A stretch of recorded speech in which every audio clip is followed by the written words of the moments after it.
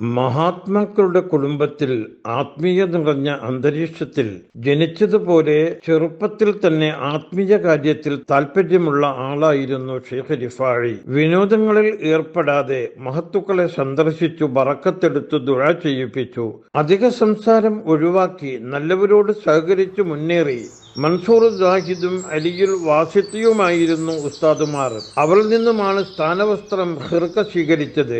ഷെയ്ഖ് അബ്ദുൽ മലിക്കുൽ ഖർനൂബിയെ വർഷത്തിലൊരിക്കൽ സന്ദർശിക്കുന്നതും ദുആ ചെയ്യിപ്പിക്കുന്നതും തന്റെ പതിവാണ്. ഒരിക്കൽ ഷെയ്ഖ് ഖർനൂബി പറഞ്ഞു, മോനെ അഹ്മദെ, പറയുന്നത് ശ്രദ്ധിക്കുക. തിരിഞ്ഞു നോക്കുന്നവർ ലക്ഷ്യത്തിലെത്തുകയില്ല. സംശയിക്കുന്ന ആൾ വിജയിക്കില്ല.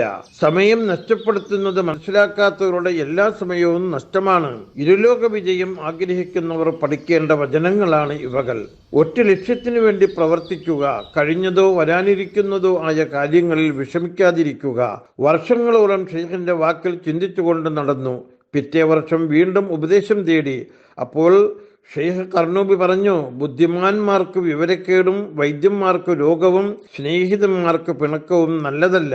ഒരു വർഷം മുഴുവൻ ആ വാക്ക് ഉരുവിട്ടം കൊണ്ട് നടന്നു. തന്റെ സഞ്ചാരത്തിൽ എല്ലാം മഹാൻ ഈ വചനങ്ങൾ ഏറ്റുപറഞ്ഞു നടക്കുമായിരുന്നു. 3-ാം വർഷം ഉപദേശം തേടി ഷെയ്ഖ് ഖർനൂബിയെ സന്ദർശിച്ചു. ഇനി ഉപദേശം തേടി വരേണ്ടതില്ല, തങ്ങൾ ആത്മീയത കൈവരിച്ചിരിക്കുന്നു എന്ന് പറഞ്ഞു. ഖിലാദത്ത് 146.